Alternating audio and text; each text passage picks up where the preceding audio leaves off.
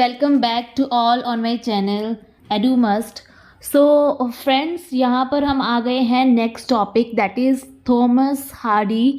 सो अब तक हमने अपने काफ़ी सारे राइटर्स के जो MCQs मैंने आपको बताया था कि पिछली वीडियोस बनी हुई हैं और जो मैं अभी वीडियोस बना रही हूँ, तो सारी ही वीडियोस जो मेरी रहती हैं वो कंसेप्ट क्लैरिटी के साथ में होती हैं। ऐसा नहीं सिर्फ क्वेश्चंस करते हैं हम क्वेश्चंस के साथ में उसकी जो बैकग्राउंड रहता है राइटर का और जो भी इम्पोर्टेंट फैक्ट्स रहते हैं और कैसे उस राइटर को पढ़ना है, इस बात की कंसेप्ट क्लैरिटी कराते हुए भी मैं आपको चलती हूँ।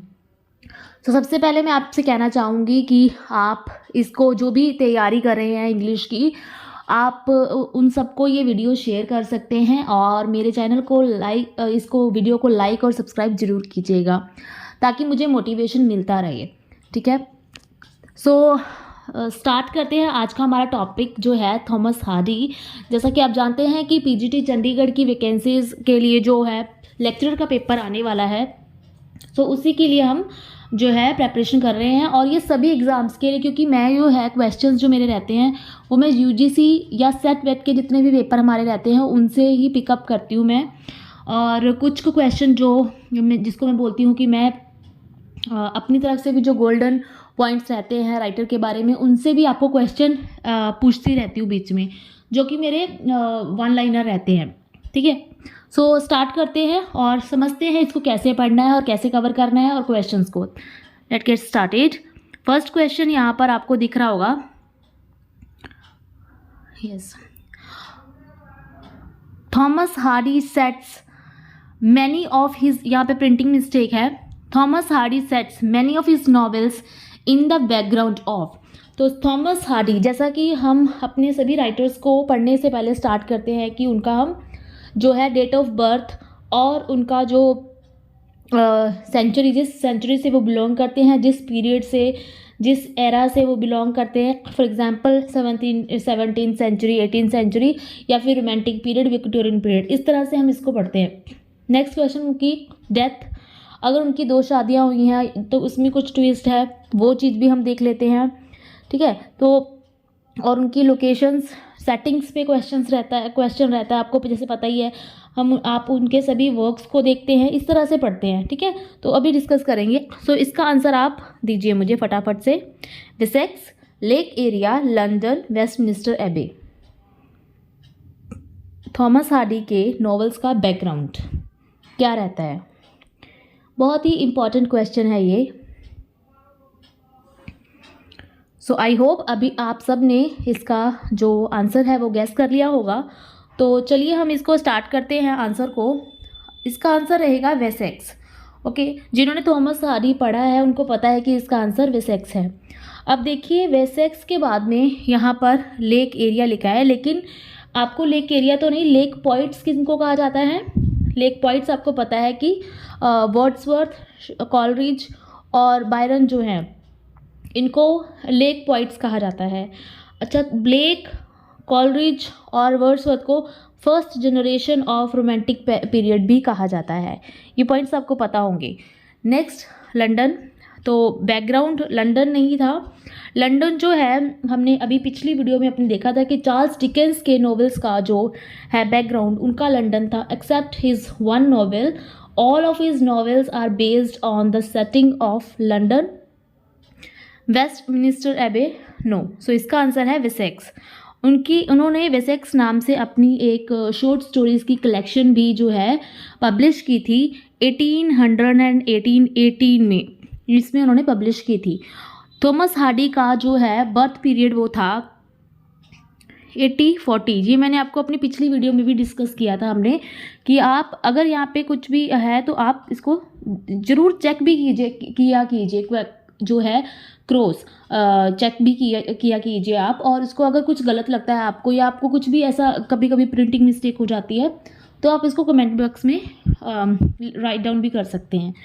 1840 से जो है 1928 तक का इनका पीरियड रहा है, इसको हमने पिछली वीडियो में डिस्कस किया था। तो वेसेक्स के कलेक्शन ऑफ शॉर्ट स्टोरीज़ है। ठीक है, नेक्स्ट क्वेश्चन देखते हैं हम। सो नेक्स्ट क्वेश्चन है, Thomas Hardy belongs to which period. तो थॉमस हार्डी जो है वो किस पीरियड से बिलोंग करते हैं। अभी हमने देखा कि थॉमस हार्डी जो है 1840 को इनका बर्थ हुआ। 1840 को जब इनका जन्म हुआ तो 1840 से 1928। अब ईयर्स को लर्न करने का तरीका मैं यहाँ पे आपको बताने वाली हूँ। ये हमने पिछली वीडियो में भी डिस्कस किया था कि अभी देखिए, तो 1840 में अगर इनका डेट ऑफ बर्थ होता है तो ये 1840 से तो लिखना स्टार्ट नहीं करेंगे, है ना।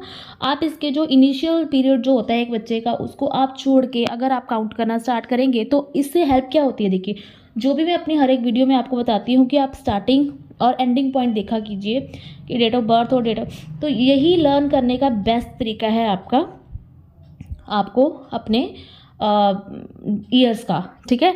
तो आप देखेंगे कि 1840 से 1920 के बीच में जो है इसका पीरियड फॉल कर रहा है। अब उसका बस आपको क्या है, हिस्ट्री पता होनी चाहिए कि इस हिस्ट्री पीरियड में जैसे कि इतने से इतने तक एलिजाबेथ ने राज किया, इतने से इतने तक जैकोबिन पीरियड था, इस तरह से तो आप इजीली आइडिया लगा पाएंगे कि ये विक्टोरियन पीरियड है या रोमांटिक पीरियड है। एक क्वेश्चन तो यहाँ से क्लियर हुआ।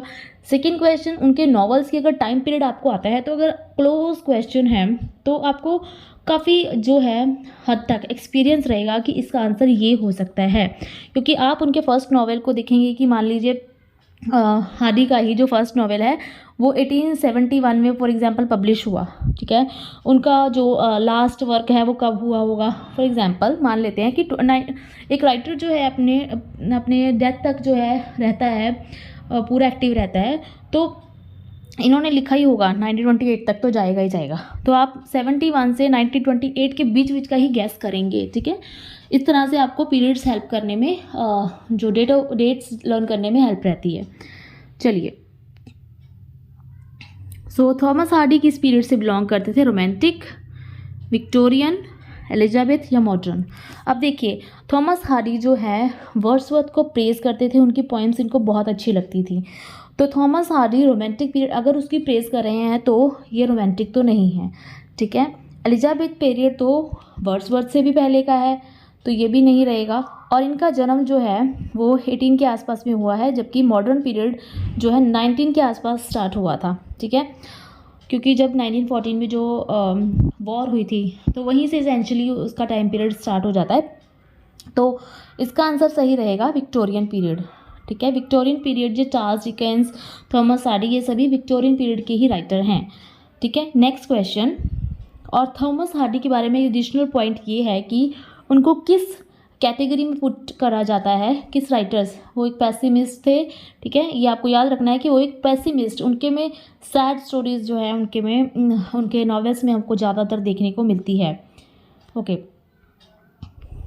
Next question, in which year Hardy publish his first novel. तो इसका 1874, 1902, 1891 और 1902।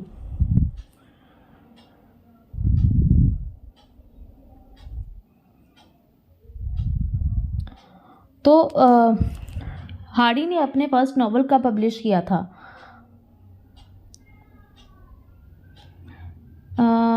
यहाँ पर मुझे थोड़ा सा जो है यहाँ पर जो डाउट है। अच्छा, मैं इसके साथ में आपको एडिशनल पॉइंट बताना चाहती हूँ। देखिए, सबसे पहली बात तो हार्डी का जो फर्स्ट नॉवेल पब्लिश नहीं हुआ था, फर्स्ट नॉवेल उन्होंने लिखा था the poor man and lady, the poor man and the lady, ठीक है। ये नॉवेल उन्होंने लिखा था।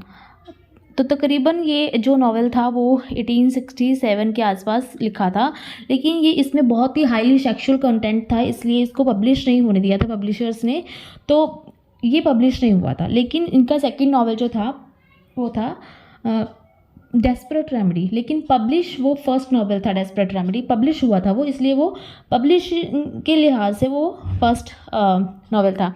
अभी यहाँ पे देखिए, यहाँ पे मुझे थोड़ा सा, चलिए आपको बताइए आपको कौन सा ऑप्शन सही लग रहा है।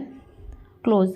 देखिए, अगर हम बात करें तो अगर उन्होंने लिखना स्टार्ट किया था, अगर इस ऑप्शंस के हिसाब से अगर हम क्लिक करें तो ये तो इनके बर्थ के बहुत ही आफ्टर पीरियड हैं, ठीक है। ये दोनों तो कट जाएंगे 19 वाले तो, क्योंकि 1928 में तो उनकी डेथ हो गई थी, ठीक है।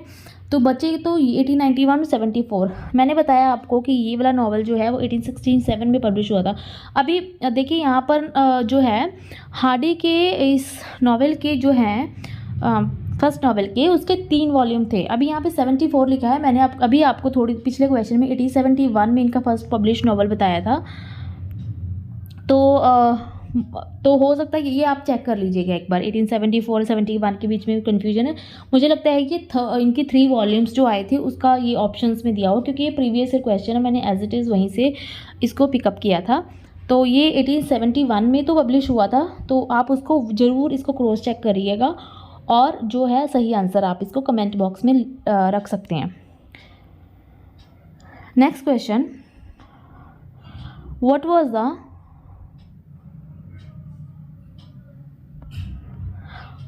the title of Hardy's first published novel? So Hardy का जो फर्स्ट पब्लिश नावल था उसका टाइटल क्या था? Desperate remedies, a pair of blue eyes, under the greenwood tree, the return of the native. ठीक है, फर्स्ट पब्लिश नावल का answer है यहाँ पर डेस्परेट रेमेडीज, ठीक है।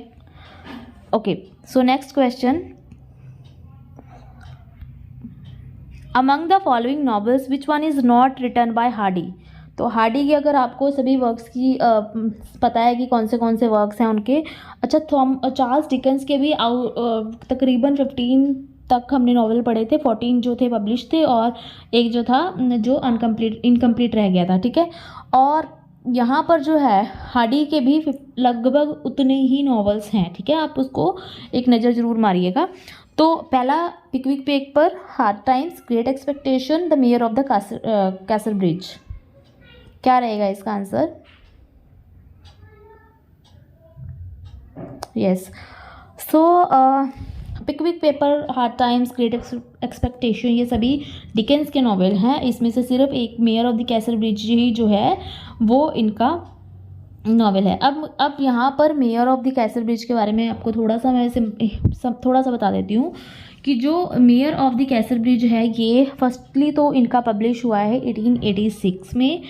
और इस नावल को जब मैंने इसको पढ़ा था तो जो समरी जो मैंने देखी थी, मैंने इसकी बुक पढ़ी हुई है इन शॉर्ट। तो उसमें क्या होता है कि ये एक जो मेयर बन गया है कैसल ब्रिज का, ये पहले एक रॉक कैरेक्टर था। ये बहुत ही ड्रिंक करता था, तो इसकी बच्ची थी छोटी और इसकी वाइफ थी। तो ये मेले में गया था तो इसने अपनी वाइफ को जो है बेच दिया था, ठीक है। लेकिन जब इसे बाद में होश आया तो बहुत सालों बाद जब देखा, हमें नॉवल में दिखाया जाता है कि तो कुछ सालों बाद ये है जो मेयर बन जाता है सिटी का। और तब इसकी वाइफ जिसके साथ में पहले मैरिड थी, तो वो जो एक कैप्टन था समथिंग, तो कैप्टन जो डेथ हो जाती है उसके पानी में डूब जाता है, मतलब डेथ नहीं होती पर वो डूब जाता है। तो जब वो मेयर के पास फिर वापस आ जाती है, मेयर को वो मिलती है, तो मेयर उसको फिर से मिलने जाता है। लेकिन जो मेयर है उसका कहीं और अफेयर भी होता है, लेकिन इवेंचुअली वो उससे मैरिज नहीं करता। इसकी डॉटर होती है, वो उसको रख लेता है, लेकिन वो अपनी डॉटर की तरफ भी बाद में थोड़ा सा रहता है अट्रैक्ट, ठीक है। तो एंड में इस तरह से नॉवल में मतलब बहुत ही एक तरह से आप जैसा कि आपको बताया कि पैसिमिस्ट थे ये, तो इनके नॉवेल्स कुछ ऐसे ही मतलब दर्दनाक सी एंडिंग इनके नॉवेल्स में जो है रहती है। Okay, next question, who admire Thomas Hardy in his the Oxford book of 20th century as major point of the modern period? तो किसने थॉमस हार्डी को बहुत ही प्रेज़ किया है, बहुत ही उनको अच्छे लगते थे थॉमस हार्डी? तो इनमें से कौन से आपको पहचानना है? D.H. Lawrence, Philip Larkin, W. Yeats और नन ऑफ दीज। सो इसका जो है करेक्ट आंसर क्या रहेगा? इसका करेक्ट आंसर रहेगा Philip Larkin. In his book the Oxford book of 20th century में इनको एक मॉडर्न पीरियड का मेजर पॉइंट कहा गया है। अच्छा, थॉमस हार्डी को मॉडर्न पीरियड और विक्टोरियन पीरियड के बीच का ब्रिज भी कहा जाता है। एज हम जानते हैं कि 1928 में जो है इनका डेथ पीरियड है। नेक्स्ट क्वेश्चन,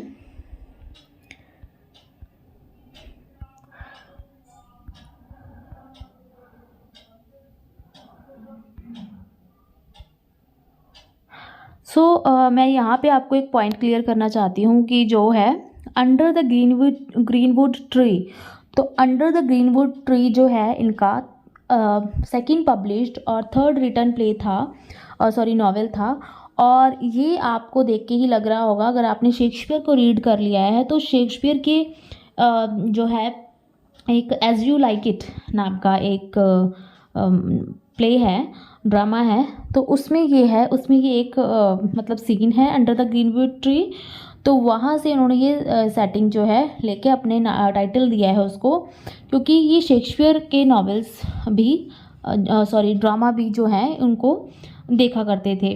तो ये था इनके बारे में ब्रीफ जो है काम। अब आपने कैसे इसको पढ़ना है, आपने इसको पढ़ने के लिए फर्स्टली इनकी थोड़ा सा बैकग्राउंड, जैसा कि मैं आपसे हमेशा कहती हूँ, फिर इनके जो है वर्क्स को आप लिखेंगे एक लाइन में, और उनके पब्लिशिंग और रिटन ईयर आपको पता नहीं चाहिए, मेजरली आपको पब्लिशिंग ईयर और कौन सा पब्लिश नहीं है, ठीक है। और हर एक नॉवेल के जो हैं इम्पॉर्टेंट कैरेक्टर्स आपको पता होने चाहिए, और अगर कोई उसमें कोई ख़ास घटना है तो उसके बारे में भी आपको पता होने चाहिए। अच्छा, टाइटल्स के अगर कोई सब टाइटल हैं तो वो भी आपको पता होने चाहिए।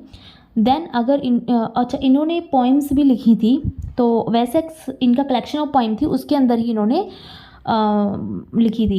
इनका एक ड्रामा भी था जिसका नाम है डायनेस्टी, तो आप उसको कितने पार्ट्स में था क्या था आप उसको पढ़ेंगे। और कुछ कमेंट्स, जैसे कि हमने देखा कि लाकिन को एडमायर करते थे और ये जो हैं वर्ड्सवर्थ को एडमायर करते थे।